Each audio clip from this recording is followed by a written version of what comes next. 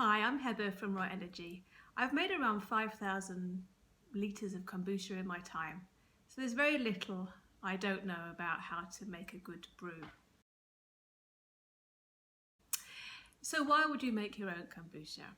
Well, apart from it being an amazing pastime and very satisfying, it's actually, as you would expect, from something homemade, something which is a lot better quality than the things that you would find in the shops. Some of the shop bought kombucha can be quite expensive, so this is actually it's actually very cheap to make. So a little bit of background how I first came upon it. So back in 2010, my husband Lawrence went to a wellness conference and he tasted it for the very first time. And then he told me about it and I had a little try of it and that was kind of it. And I tried making some and it didn't really go so well. So I kind of shelved it for a while. But then in 2013, I saw a documentary about children and how they will really help with their allergies, and it kind of raised my interest again. So I think you've already seen about the Gut Health Summit earlier on today that talks about the benefits of raising your gut biome. So this was something that interested me, so I looked into it in more detail. And so I had a go again at trying it, and this time it actually worked. So I just got a bit addicted to it and I just started making it more and more and more, and I refined the process.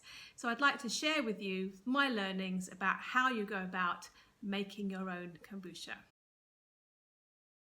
Okay, so the first thing to note is that you are dealing with bacteria, so it's very important to have good hygiene. So it's important first of all to wash your hands and make sure that all your equipment is clean before you even start. Okay, so having done all that, the first thing we need to do is to get our ingredients. So the first thing you need is what we call a SCOBY, and this is an example of a SCOBY. And I know it looks like nothing on earth, something that's probably otherworldly, but what SCOBY means is a symbiotic colony of bacteria and yeast, which basically is what makes kombucha. It's full of good bacteria, it's full of yeast, and it turns the tea, which we're going to be making, into something which is absolutely marvellous, a sparkling, delicious drink, which is also good for you. So, first of all, you need a SCOBY, then you need some kombucha that's already been made. That's your starter drink. You also need some tea bags. So you need 2 black tea bags and you need 2 green tea bags. Now, if you can use the best quality tea bags you can find, preferably organic, that will give you the best results. You also need some sugar, some raw sugar, 75 grams of raw sugar. And you also need 2 litres of filtered water. I like to use my Zazen filter, which gives me the really good water, and I also put some crystals in it to give it some love as well. And finally, you need a cloth and an elastic band and a container to make it in once you get started. Now, in terms of the other things you need a wooden spoon. You can start off with metal when you're actually boiling the water, but once the SCOBY is involved, there can be no contact with metal. It doesn't like metal. I've tried it with metal before actually. Accidentally, I once had a container that had a tiny bit of metal in it. The whole thing tasted metallic, so no metal should be used once you get started on the actual making. So there is your equipment to get started. Now we shall start combining.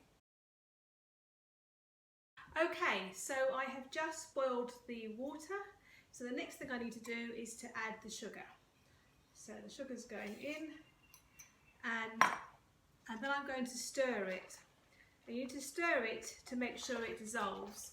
If you don't stir it, it just ends up clumping at the bottom. So just keep stirring it until the liquid just becomes a golden colour and very clear. It starts off by being quite cloudy, but as you stir it in a figure of 8, it just becomes a clear liquid. Once you've done that, you can then add your tea bags.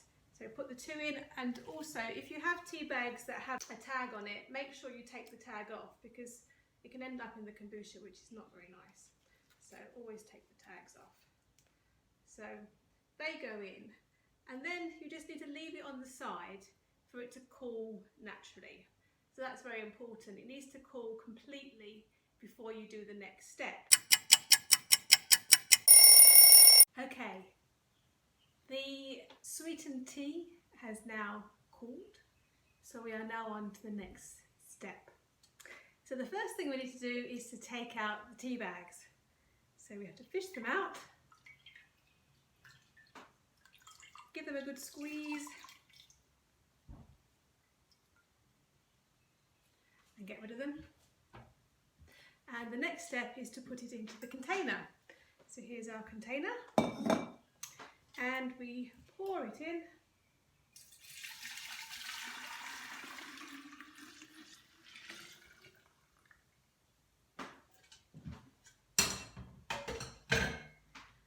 And then we put our SCOBY in. So SCOBY goes in, so does a cup of kombucha. This is our starter liquid. That goes in.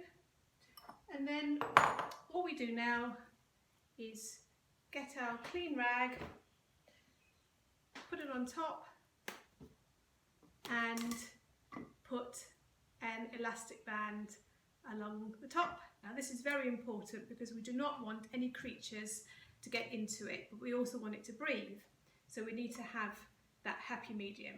And be very careful, because if there are any holes in the top and a fruit fly can get in, that's really bad news, because they can lay their eggs in it and then you have to get rid of the whole lot. And I've had that, and it really is not very pleasant.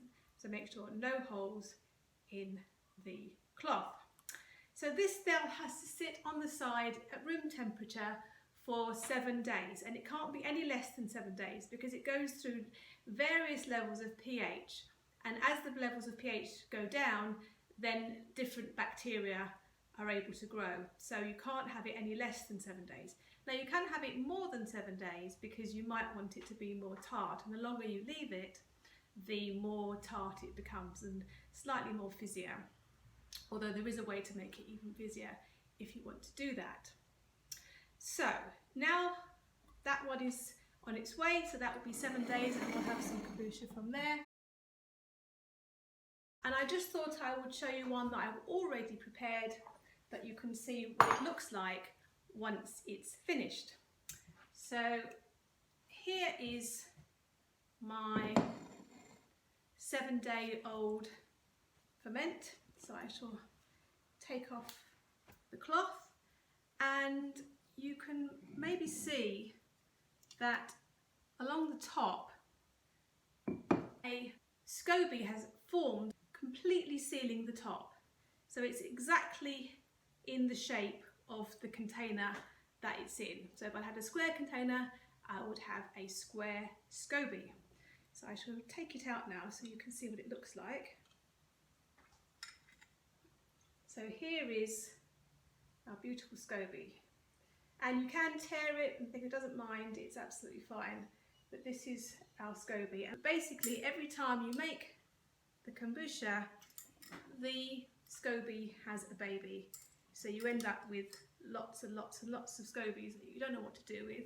You can give them to your friends, and you can store them in the fridge in a SCOBY hotel. If you put one of these into the glass and then put some kombucha in there, you can put it in the fridge for a month or two, and you can happily keep them in there.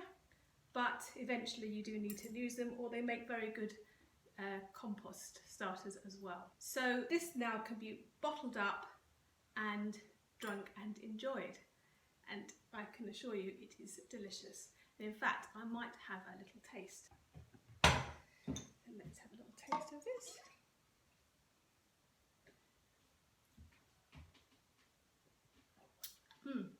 delicious. It's slightly fizzy, golden, absolutely perfect. And you will notice there are little bits and pieces floating around in it. Now, this is nothing to be alarmed of. This is exactly how it should be. And that shows it's a really healthy, alive and beneficial drink, as well as a tasty one. So, cheers! Now, there were just a couple more things that I would like to go through with you before finishing, and that is some do's and don'ts. So the most important thing is that you use glass to make it with. The material does actually matter quite a lot, because the bacteria can leach things out of different materials. So don't use plastic to make it in, and don't use ceramic, because there's in some of the glazes there can be lead, and that can be quite dangerous if they leach lead into the kombucha. And as I said before, do not use metal. So glass is the best material to use with your kombucha making. The other thing to note is that people might be a bit alarmed by the fact that we've put sugar in it, but that's okay, because the kombucha actually eats up 90–95% of the sugar. So you actually don't end up with very much in your actual drink. Definitely use sugar. Don't use sugar substitutes. The SCOBY does actually require sugar. The other thing is that it does get very, very slightly alcoholic, maybe up to 1 or 2%. So that's probably worth bearing in mind. So you may want to do a secondary ferment. Some people like to flavour their kombucha, and in which case the best way to do that is a secondary fermentation. And in which case you take what you've just made here, and then you put it in a bottle, and then you put something else in there. So you may want to put raspberries, or you may want to put lemon and ginger, and then you leave it in there with a lid on for another 2 to 3 days, and that should flavour it, and it should also make it fizzier as well. Just like to thank you for listening and watching, and good luck with your kombucha making activities. Thank you for listening.